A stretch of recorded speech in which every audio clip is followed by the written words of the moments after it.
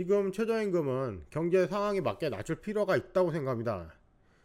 지금 시급한 게 일자리인데 적어도 지금의 3배는 늘려야 돼요. 그러려면 고용주들이 직원을 고용하게 해야 하는데 물가도 높고 임금도 높아져 버리니까 그게 힘들어지는 거죠. 한마디로 경제는 바닥인데 모든 게 높다는 겁니다. 최저임금 상승이 왜 물가 상승과 함께 이어지는지 이것부터 생각해 볼 필요가 있습니다. 이유는 간단하죠. 최저임금을 주고 노동자를 고용하는 생산층에서 노동자에게 지급하는 최저임금으로 발생한 손해만큼 생산되는 물건의 가격에 더하기 때문이죠.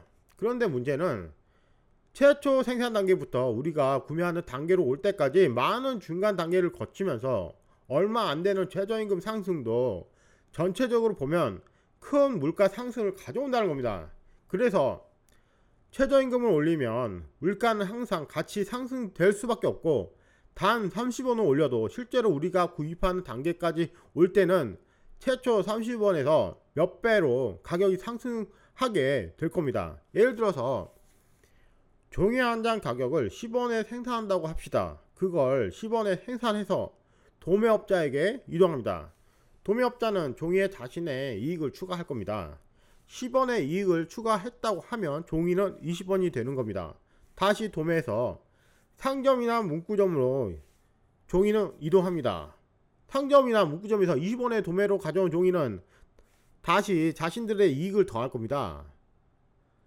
10원의 이익을 더한다고 치면 종이는 이제 30원이 되는 겁니다. 간단하죠? 어렵지 않죠?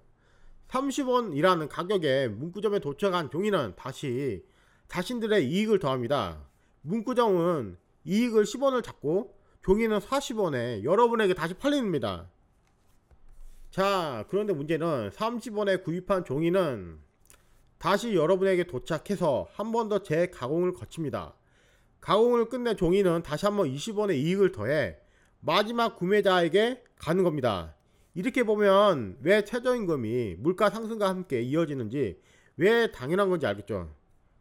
그러면 여러분 다음과 같은 생각과 질문을 하시게 될 겁니다. 아니 그러면 노동자를 줄이면 되지 않느냐? 그래서 가격을 올리지 말고 동결시키자. 아니 또는 아니 그 몇십원 가지고 뭘 그러느냐, 강제로 못 올리게 하자. 자 여러분, 최소 생산 이론이라는 걸 아십니까? 5명이 하던 일을 4명이서 한다면 어떻게 될까요? 힘들어지겠죠. 일이 굉장히 힘들어질 겁니다. 또는 생산성이 떨어지겠죠. 납품기 일이 있다고 한다면 5명이서 간신히 맞추던 납품기 일을 4명이서 하는 건 힘들겠죠. 결국 최소 인원을 고용할 수밖에 없는 겁니다. 업주 입장에서 최소 인원을 전부 고용해서 일을 하고 벌어들인 수익이 최저임금 노동자보다 낮거나 마이너스가 된다면 업주 입장에서는 폐업을 하던가 공장 같은 저렴한 노동력을 가진 다른 나라로 옮겨갈 수밖에 없습니다. 이게 현실입니다. 그럼 강제로 못 올리게 하자. 그게 가능할까요? 전반적으로 최저임금이 올랐는데 임금을 전부 올려서 줘야 하는데 그게 가능할까요? 강제로 못 올리게 한다면 많은 영세업자들이 폐업을 하게 될 겁니다. 건물 임대료라든가 여러가지 문제가 있다고는 하지만 그건 일부를 말하는 거고 사실 최저임금을 놓고 봤을 때는 전반적으로 봐야 하는 거죠. 이것도 예를 들어 한적한 지방이나 후미진 곳의 건물 임대료는 서울이나 서울 근방보다 월등히 저렴하지만 생산에서 나오는 노동력의 가격은 동일할 것이고 최저임금 상승으로 생기는 문제 역시 동일하기 때문입니다. 모든 임대료가 비싼 게 아닙니다. 위치와 지역마다 다소 차이 나고 다 다릅니다. 전부 동일하지 않아요. 하지만 사실 임대료라든가 카드 수수료 문제는 이건 많이 손봐하는 게 맞습니다. 그런데 과연 정부가 손대를 할까요? 저는 손 안 댈 거라고 봅니다. 이유는 뭐 말 안 해도 아시겠네요 다들. 저는 노동력 시장도 발전이 돼야 한다고 생각합니다. 특히 일자리 관련해서 이건 이제는 정부가 책임지고 일자리 고용센터를 전문화시키는 게 어느 정도 중요하다고 봅니다. 예를 들어 과거나 현재에서는 진짜 미친듯이 일자리 찾고 신문지 뒤지고 앱 키고 해야 했지만 이제는 좀 더 현실에 맞게 편리하게 바뀌어야 하지 않나 싶습니다. 일단 정부가 일자리 사이트와 앱을 좀 만들고 이렇게 좀 운용이 됐으면 합니다. 모든 일자리든 알바든 구인 구직이든 기본적으로 정부가 운영하는 일자리 센터에 등록하게끔 만드는 겁니다. 그래서 모든 국민이 어디 어느 지역 어느 곳에 무슨 일을 하는 일자리가 있고 몇 명이 필요한지 정확하게 알 수 있게끔 하는 겁니다. 당연히 지도상에 표시도 되고 교통편도 자세히 나와야겠죠. 아 힘들다. 사실 우리 국민이 힘든 일을 안 한다고 하잖아요. 저는 안 하는 게 아니라 아마 몰라서 못하는 게 아닐까 생각합니다. 일단 여러분 지금 어디 어느 곳에 무슨 일 자리가 어느 정도 있는지 아시는 분 계신가요? 없죠? 아마 없을 겁니다. 그리고 세금을 전반적으로 낮출 필요가 있다고 생각합니다. 기름값들, 휘발유라던가 그런 것들, 물가 상승의 원인이 될 만한 세금들을 많이 낮춰서 물가가 상승이 아니라 꾸준히 일정하게 유지가 될 수 있거나 낮출 수 있도록 만드는 게 전 중요하다고 생각합니다. 아무리 임금이 올라도 물가 상승해서 물건 가격이 오르면 여러분 아무리 돈 많아도 구입할 때는 더 많은 돈을 소비해야 하거나 전과 비슷할 겁니다. 시장 경제와 내수 활성화에 대해 개인적인 생각을 좀 하자면 이건 결국 사람들이 쓸 수 있는 돈이 없어서 국내가 활성화가 안 되는 겁니다. 그렇다는 건 사람들이 소비를 하게끔 하는 정책이 아니라 사람들 주머니로 돈이 들어가게 하는 정책을 만들어야 하는데 현재까지 아무리 생각해봐도 납득이 가진 않습니다. 최저임금이 매년 오르고 물가 상승이 함께 되었고 교통비도 함께 상승했습니다. 기름값 기타 등등 모든 게 함께 상승하면서 사람들이 쓸 수 있는 돈이 계속 줄어드는 거죠. 거기다 오히려 불안감이 더해져 쓸 돈도 쓰지 않고 저축하는 겁니다. 미래에 무슨 일이 생길지 모르니 다들 겁먹은 겁니다. 일단 제가 최저임금을 낮추고 힘들어. 일단 제가 최저임금을 낮춰야 하고 일자리가 지금 3배는 더 많아져야 한다고 주장하는 것은 일자리가 넉넉해지고 그래서 사람들이 일을 하고 거기서 생기는 수입으로 사람들이 필요한 걸 구입하고 사용하면서 시장을 활성화 상태로 만들자는 거죠. 단순히 지금 임금을 조금 높여서 사람들 주머니에 돈 몇 푼 더 들어간다고 해서 절대로 시장이 활성화되지 않는다는 거죠. 시장 논리는 간단합니다. 최초 소비 단계가 활성화되면 그 수요를 맞추기 위해 생산을 높일 수밖에 없습니다. 생산을 높이기 위해서는 사람을 더 고용해야 하고요. 자영업자라든가 기본 단계라고 해서 사실 무시하면 안 되는 거죠. 예를 들어 A라는 식당은 직원이 3명이라고 합시다. 손님이 늘면 알바생을 더 고용해야 합니다. 여기서 끝났느냐? 손님을 더 많이 받기 위해 건물을 늘린다거나 식재료를 더 구입한다거나 냄비나 주방용품, 식탁, 의자 등등을 더 구입해야 할 것입니다. 그럼 그것을 생산하는 생산 단계를 넘어가서 그것들을 생산하는 업체로 주문량이 늘어나면 이거 역시 생산을 더 많이 하기 위해 뭔가를 할 것이고 직원을 더 늘려야 하는 거죠. 단순히 최저임금을 높인다고 해서 이런 작용을 절대로 하지 않습니다. 최저임금은 그 나라 경제 상황에 맞게 맞춰야 하는 게 맞고요. 물가는 가능하면 낮추거나 계속 일정하게 유지하는 게 좋다고 봅니다. 일부 세금을 좀 포기하더라도 국가에서 어느 정도 물가를 낮출 필요가 있다라고 저는 생각합니다. 물론 이건 물가를 낮출 수 있거나 낮출 때를 전제로 합니다.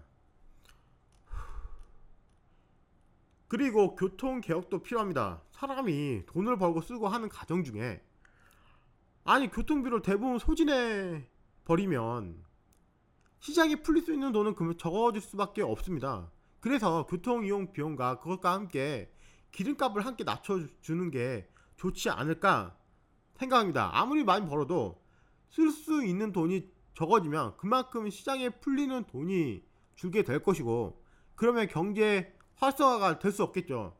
한국은 땅이 넓지 않습니다. 한국을 한 바퀴 도는데 며칠 나갈 것 같아요.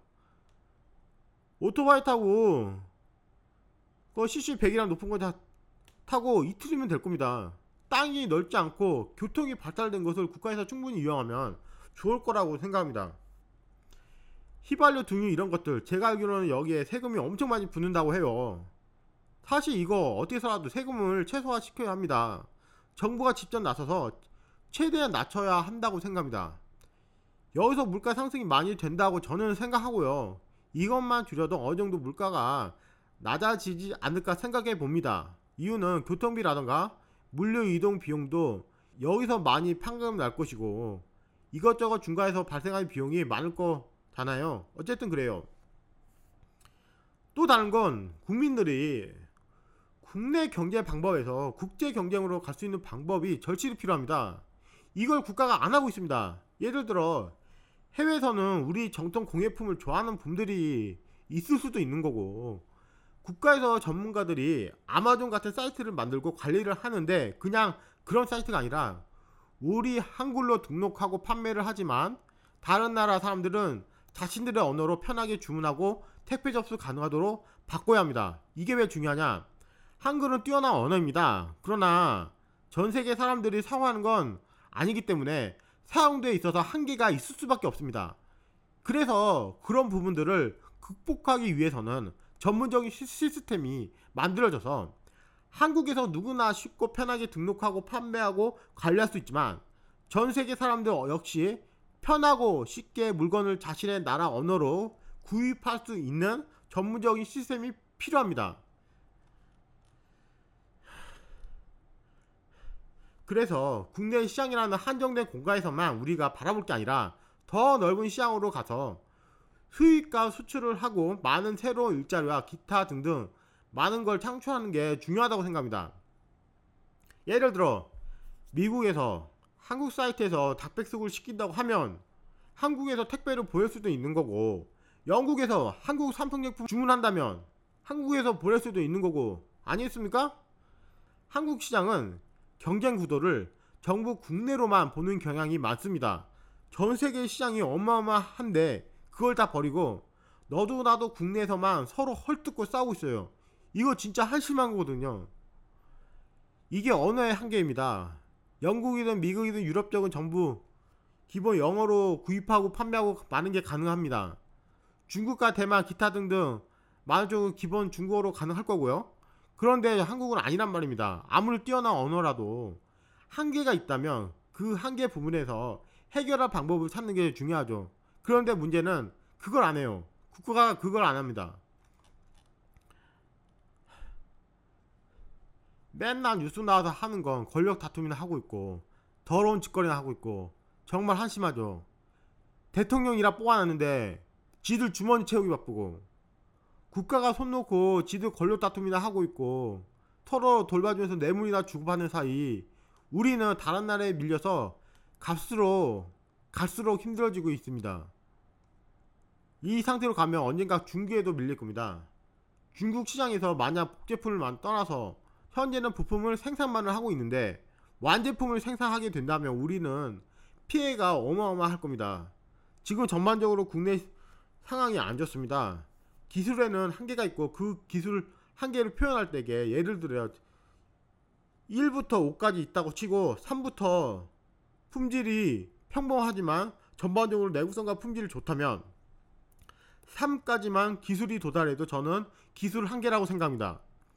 그 이상은 고급 기술은 사실상 필요도 없고 적용한다고 해도 비싸다면 굳이 안 써도 그만이고 써도 그만이라고 생각하기 때문입니다. 만약에 지금 상황에서 중국 기술이 평준화 된다면 오로지 품질로만 경제를 하던 한국 시장은 힘들어. 오로지 품질로만 경제를 하던 한국 시장은 끝도 없는 어둠 속으로 떨어질 겁니다. 이거 정말 진심으로 고민하고 걱정해야 한다고 생각합니다. 요즘 중국산 많이 쓰죠. 제가 말한 건 청소기나 불과 몇 년 전까지만 해도 중국에서는 나올 수 없는 것들을 말하는 겁니다. 스마트폰부터 해서 청소기, 공구, 각종 중국산 제품들이 국내에 팔리고 있습니다. 킥보드부터 해서 공기청정기 정말 많은 종류의 중국 제품이 국내 시장을 잠식해 가고 있습니다. 싸다고 좋을 게 아닙니다. 지금은 품질에서 다소 떨어지지만 이게 품질이 올라가면 가격은 낮고 품질까지 올라가면 과연 애국심으로 국산을 구입할 분들이 몇 분이나 될까요? 한국은 중국 의존도가 너무 높아요. 저는 이걸 매우 심각하게 경계해야 한다고 생각하지만 우리 국가는 아닌가 봅니다. 추가로 몇 마디 해볼게요. 지금 국내 취업 외국인이 100만 육박, 중국 국적이 50%가 넘는다고 합니다. 지금 우리 청년부터 해서 우리에게 필요한 일자리가 적어도 지금의 3배는 필요합니다. 앞으로는 더 많은 일자리가 필요할 거라 보고요. 뉴스든 어디든 일자리가 필요해 라고는 하지만 실제로 하는 건 없습니다. 중국에 이미 우리들의 많은 일자리가 적은 임금이라는 명목으로 포장되어서 많이 나간 상태입니다. 그런데 그걸로도 부족해서 국내 중국인들 일자리까지 책임지는 건 조금은 현실에 맞지 않나 싶습니다. 상황은 갈수록 나빠질 겁니다. 아무리 우리가 갈수록 출산율이 떨어진다고 해도 글쎄요. 그래도 계속해서 아이들은 태어날 것이고 우리는 계속 살아가야 할 겁니다. 지금 국내 최저임금이 낮다고 하는데 잘 생각해 보세요. 낮다고 하는데 어째서 중국이라던가 다른 나라에서 한국까지 와서 불법으로 살면서까지 일을 하려고 할까요? 진짜 낮은 걸까요? 중국은 어느 정도 견제를 할 필요가 있다고 생각합니다. 사드 문제만 해도 그들이 우리에게 그럴 권리가 없었습니다. 그런데 그들은 보복으로 권리를 주장했었죠. 사실 이거 여러분이 해야 하고 우리가 해야 하고 국민이 힘을 합쳐서 하는 겁니다. 저는 요즘 구입 전에 생산지를 확인합니다. 그리고 중국이라고 써져 있으면 구입하지 않습니다. 뭐 어쩔 수 없이 모르고 구입하거나 대체가 불가능할 때는 구입할 때가 있긴 하지만 그게 아니라면 가능하면 저는 구입을 하지 않습니다. 그리고 작은 부탁을 좀 드리자면 적은 금액이라도 좋으니 후원을 조금씩이라도 좀 부탁 좀 드립니다. 지금 제가 상황이 많이 좋지 않아요. 정말 힘듭니다. 상황이. 오늘은 여기까지 하겠습니다.